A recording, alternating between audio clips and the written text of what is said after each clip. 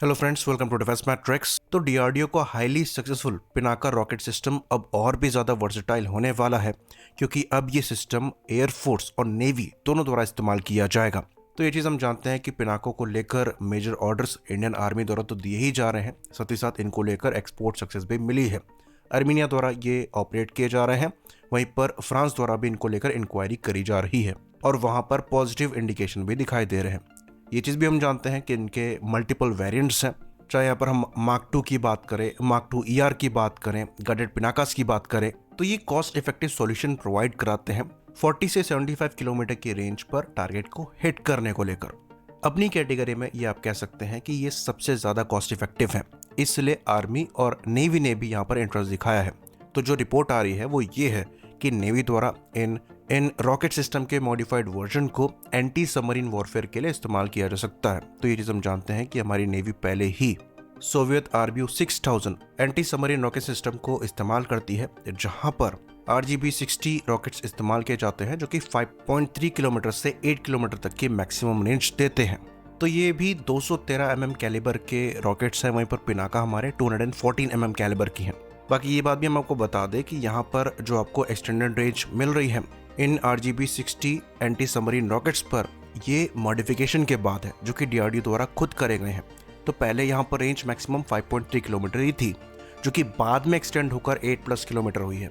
और जो यहाँ पर पिनाका रॉकेट्स को इंक्लूड करने की बात चल रही है, उसको इंक्लूड करने के बाद आपको 70 किलोमीटर के ऊपर की मैक्सिमम रेंज मिलेगी, जो कि कैपेबिलिटी में एक बहुत बड़ा बूस्ट है। बाकी ये बात भी हम आपको बता दें कि जो पिनाका के नेवल वेरिएंट हैं, इन पर काम पहले से ही चल रहा है और इनका जो पहला टेस्ट है वो इसी साल कंडक्ट किया जाएगा। तो इन रॉकेट्स को लेकर जो PSQR है, ये नेवी ने पहले ही प्रोवाइड कर दी है। बाकी जैसा कि हमने बताया, ये मैक्सिमम 75 किलोमीटर के ऊपर रेंज को प्रोवाइड कराएंगे, जो कि एंटी सबमरीन वॉरफेयर के लिए काफ़ी ज़्यादा सिग्निफिकेंट है, क्योंकि इन रॉकेट्स के साथ आप सबमरीन को अटैक कर सकते हैं, वो भी उनके टॉर्पीडो की मैक्सिमम रेंज से बाहर रहते हुए, जो कि पहले केस नहीं था।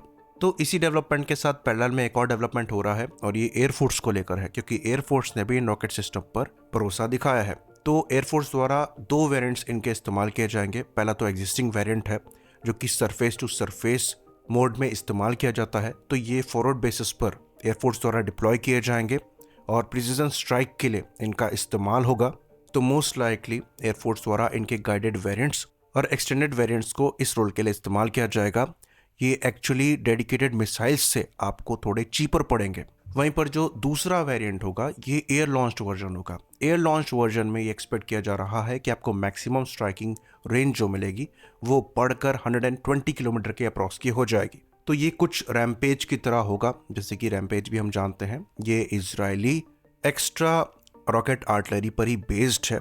सिमिलरली पिनाका के भी एयर लॉन्च वर्जन को बनाया जाएगा, जो कि 120 किलोमीटर की रेंज में टारगेट को स्ट्राइक करने की सहूलियत प्रोवाइड कराएंगे, वो भी पिन पॉइंट एक्यूरेसी के साथ और सुपरसोनिक स्पीड के साथ में ये जो conventional air to surface missiles हैं, उनके कंपैरिजन में प्राइस में काफ़ी कम होंगे।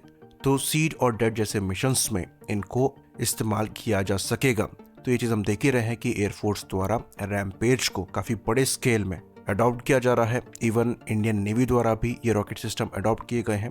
तो अच्छी खासी पॉसिबिलिटी यहाँ भी एग्जिस्ट करती है कि एयरफोर्स के एयर लॉन्च वर्जन को अडॉप्ट करने के बाद इंडियन नेवी भी MiG-29K से इनको इंटीग्रेट करे।